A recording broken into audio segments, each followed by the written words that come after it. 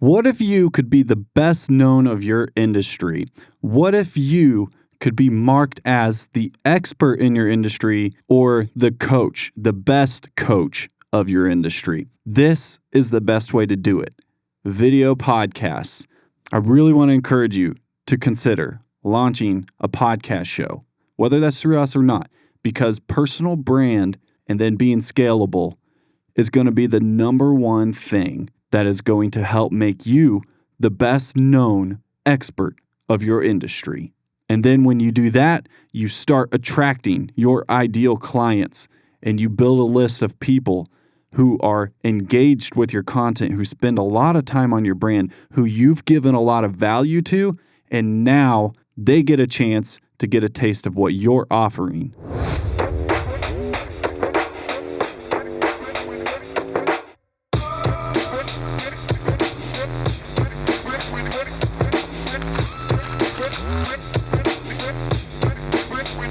Today, I want to talk about how there's two sides of the coin to grow a podcast. The first side is audio. And then too long didn't read. If you're curious, I'm going to tell you the answer to the other side. It's video. So we got audio and we got video. One coin, two sides. I heard it again the other day and someone said they have a podcast. And I was like, hey, I want to follow your podcast. What's it called? I'm going to look it up on Apple Podcasts. And I couldn't find it. And then they're like, actually, it's just on YouTube. So I'm like, okay. So you have a YouTube channel, but it's in the style of a podcast show. Because to me, it needs to be audio only and serve audio only people and have video for it to grow. If you've been thinking about making your own podcast like the one that you're watching or listening to right now, then JT Visuals is definitely the way to go. And that's JT Visuals without the I, because there's more than meets the eye. Podcasts for business are popping like crazy. Everyone and their mom is starting a podcast. Why should you start one?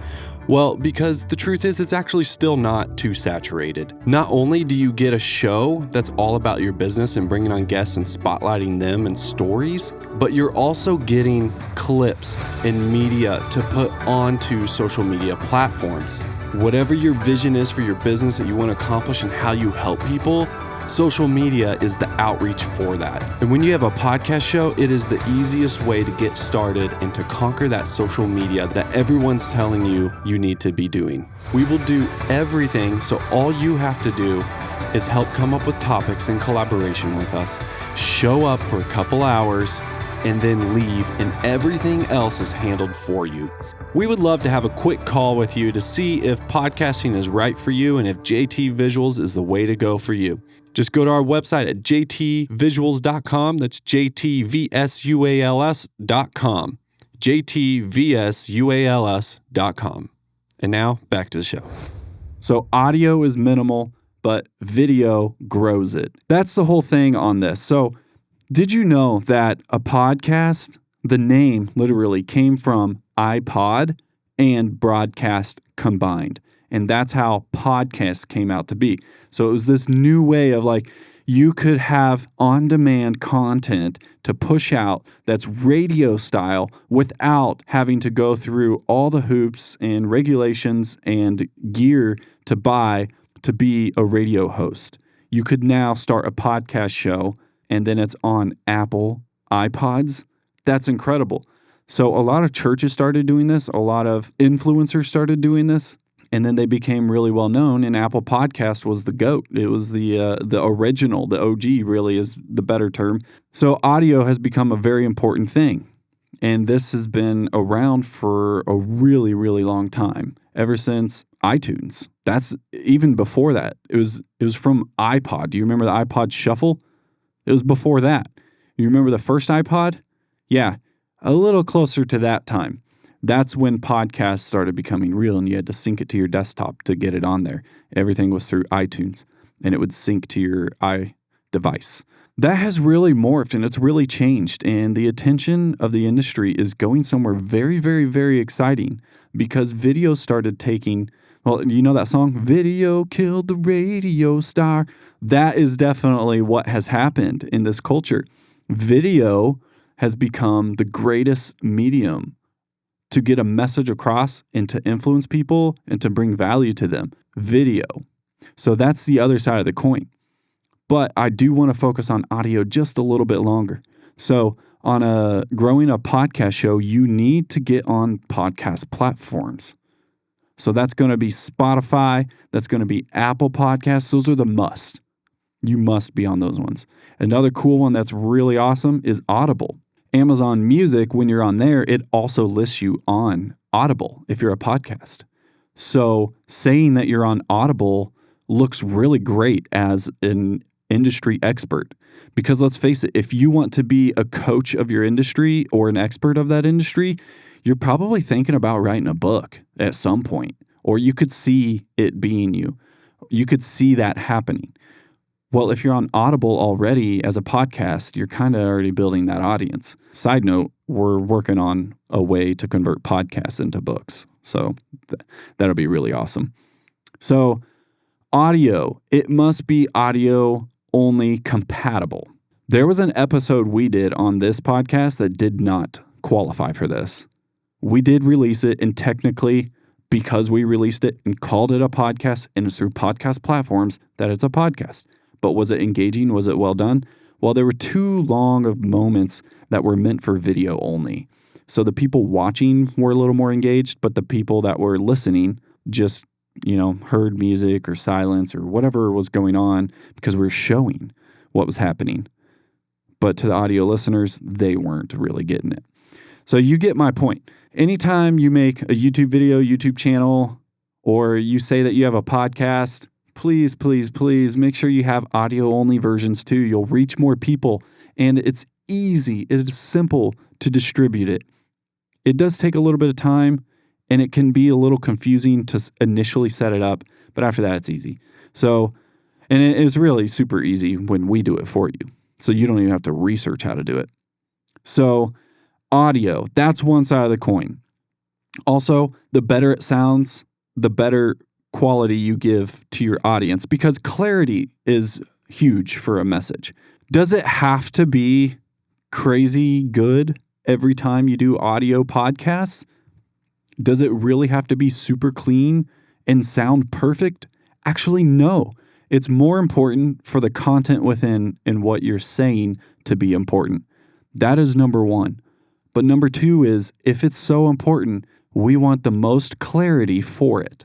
Correct? So if that's the case, let's mic up. Let's get a really good one. Let's get close on the mic to really make it sound good. So there's all sorts of equipment that you start shopping for, and there's condenser mics, there's dynamic mics. I recommend dynamic mics. Condensers are good if you're in a room by yourself. But once you start adding on guests, it gets very complex when there's more than two people. It's pretty simple to go video and audio with two people. But after you add more people, you start hearing the echo and all the things, and even AI, it's like trying to polish a turd. It's not really as possible as it should be. With AI, it does actually help, but it's not all there yet. Or it's there, but it just completely replaces your voice and you sound like someone else. And then you miss that part that was later on in the show when you clapped or you laughed or you made a different sound effect and it took that out, even though you needed that in the show. That's from experience. So anyway, so it gets so complex when there's more people involved. I want to encourage you to keep going. And if you have an audio only podcast, think about all the time you're putting into it. And if that time is overwhelming and you would rather just come into a studio and record, well, we can also do video and add it as well. That's when it's good to hire a company like us. You come in to the studio. It's already set up for you. You sit down. You have your bullet points. Actually, you even have time to really nail down what you're going to say during the session before we actually hit record. Because we know that everyone's busy and it's hard to create that time to work on it. So we create the time so that we can either polish it, edit it, get right in, and then be done early, or we allow that time for you to figure out exactly how to go about doing this, because we want to bring in our expertise as well and help you to help those that you're trying to reach. Staying audio, that is very important. Spotify, it's very flashy. Apple Podcasts, it's a flashy thing.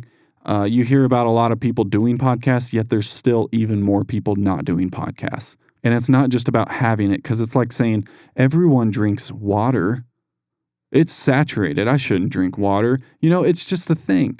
Doing a podcast, it's not about having a podcast as much as it is what it can do for you if you go video. That's our segue into the other side of the coin, video. So now you're not just a glorified radio show that's on demand, but you also get to show yourself, and now you can be on YouTube and have a YouTube channel. This is very powerful. We've seen a lot of things here at this stage for podcast growth when you're on a YouTube channel, because YouTube, at least right now, the time of recording this, I hope they don't really change this, but they're not exactly AI search right now. It's just automation indexing. And so if you want to learn how to do something and you're tired of like the AI overviewing and then maybe it's wrong on Google, but you just want to learn how to fix something and see a video for it, well, that's where YouTube comes in. So YouTube SEO is actually still very big. It's a big deal. You want to be discovered when you have a video podcast. So now you can build that. And YouTube subscribers are worth quite a bit. So as you're building your podcast show, the video side of it, YouTube, you're gaining subscribers. So that way, if you stop doing a podcast, you still have those subscribers. Start doing advertisements. Like everything is snowballed. It's packed. It's stacked. So subscribers, generally speaking, only go up. So it's all up from here. You lose a few here and there and all that. And if you say something super PR, you lose them that you shouldn't have said, but you took a side, and then you make a video about losing that many people. There's a guy, Forrest Frank. He's a Christian artist and he's really big on social media, and he lost over 30,000 followers across all of his channels because he took a stand, making his platform more about God directly. What was silly was all the people that unsubscribed. It's like, well, did you not understand what his music was all about anyways? So it was pretty interesting. But, that was part of the cost. However, it doesn't actually cost you anything, because when you lose those subscribers, you're weeding out those who never would have done anything. They just kind of like the music, and then now what? If you make a video about losing people because of something like that, you actually end up gaining a lot more. I'm just saying that to say that usually you don't lose subscribers, and even if you do, there's a way you just talk about it, and then you gain more subscribers because of that. So very interesting, and it's a really good tactic to use. But, of course, when I say tactic, I don't mean it empty. I don't mean some empty thing. This is about substance and things that actually matter, and there's actually something behind it. We're talking about branding, and we're talking about marketing via podcasts, and this is how you grow. So when you add video, here's another thing. This is arguably the most important thing about starting a podcast show for a business is all the clips you get. More people are going to see your clips than actually listen to your podcast. If you didn't know that already, think about it.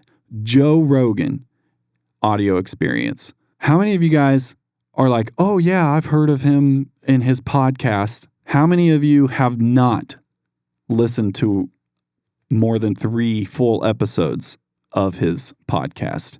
Heck, some of you not at all. But you're like, oh yeah, I know that podcast. Oh yeah. And he's using it, and he's getting attention, and he's gaining new subscribers because he's also clipping them. He has a team that's clipping it and putting it out on social media. Social media is not your email. It's not the same thing. Yes, you gain followers, but it kind of doesn't matter anymore because 90% of those posts that you put out are non-followers on average on all of social media, including YouTube Shorts. When I say social media on YouTube Shorts, it qualifies. And so that's something to think about. when you have a podcast, if you want to grow the show, when you go video, the single most important thing to do is to clip the heck out of it. Get as much as you can. And it's better to clip it and it not land right on the end and it just cut off than to not do it at all, because you're still getting attention and people are seeing it and you're starting to build recognition in your brand. So keep doing it and then you can refine it as you go. That's very important. Social media is not your email inbox. It's not making an alert to those who follow you. Social media is the advertisement. It's the outreach. It's to go and tell people who don't know. If you're sitting on this and not utilizing video on your podcast, you're losing a lot of opportunity to gain more followers and attention and subscribers to a YouTube channel as well. So on YouTube, subscribers, it's not as vain as a metric as followers on social media. And that's something to take note of. If you start running ads, video ads that are a demand gen on YouTube for Google ads, and you keep it local to your audience, and then do it for gaining subscribers. And when you do it for gaining subscribers in the local area, they will get notified. There's an algorithm there too, but they'll get notified and see that you released something new. And so it does stack and it does feed to their subscribers still. Now, the algorithm on the homepage is still very similar to social media. However, once they first subscribe, it's for sure going over there.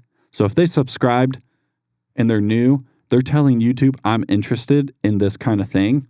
If you have videos going out consistently, so the next time you release it, let's say they follow on a Friday and then on a Monday you send out another video on YouTube, they're going to see it. They're going to see it in their home feed.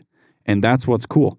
It might work the same just a little bit on social media, but not totally, because that's not the culture as much. How many of you guys actually go over and follow accounts? Whereas versus just liking the content and then it shows you more of that from the account. That's more of what's happening.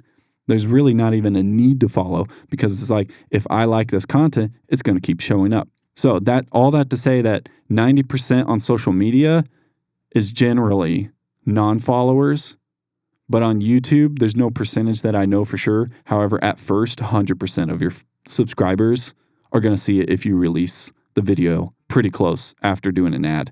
And speaking of ads, that's one of the things on video that it brings you now. So now you can do push marketing to do ads to gain subscribers. So if you stop running ads, you still have those subscribers. If you stop paying, you still have those subscribers. Now there's rumors out there, a lot of people, and you get a lot of warnings like this, never do paid ads on Google to grow your YouTube. Never start paying Google search terms on their search keywords, because then it damages the organic. And I think some of that is partially true. However, most of it is not true, because you just want to generate good content regardless. So make good content, it'll always find them. Like, you need to dig into that and look at when someone said that. And then if you haven't tried it for yourself, they could be lying to you. They could be accidentally lying to you. They could be sharing their own information that they think is true, but it's really not. So you kind of need to try it for yourself. So that's why we like running ads on our videos to start and to continually grow. And if it's like, hey, you got to feed the machine, then just keep feeding the machine. Like, we pay a lot of money just to watch content online. Why not pay to push content that you're making that only grows, and just continually pay? Make it another business expense that you need to grow your channel. So even 100 a month would go pretty far. I do recommend at least 500 a month. And so when that grows, you could get to, roughly 1,500 subscribers, your first 1,500 on month 3 to 4. And then within 6 months, where are you? You're at 3,000 followers. And then within a year, you're at 6,000 followers. That's when you start to really grow too. And there's people in the parking lot. You have the K, you have that authority figure number now. If you're local and you have that many subscribers, that looks pretty darn good. And that's enough to make a deep impact. It's better to go deep and make a higher impact than it is to go wide and then hardly anything happens. Because if you're the expert of your industry, you should be offering something in your YouTube description and podcast description to help it grow as well, which is by helping your business grow. And that's a link to book, to schedule a consultation, to take call to action for whatever you're promoting. And that link always needs to be there. In fact, several links can be there. And then that'll really help grow your podcast as well. With that being said, audio and video are the two sides of the coin for growing a podcast. And where is AI in all this? Well, ask AI its stuff and ask it how to grow, ask it what to do. Bringing on guests is another thing. There's just two sides of the coin as far as the media that you put out. Make sure it's audio, make sure it's video, and then start bringing on guests that actually qualify.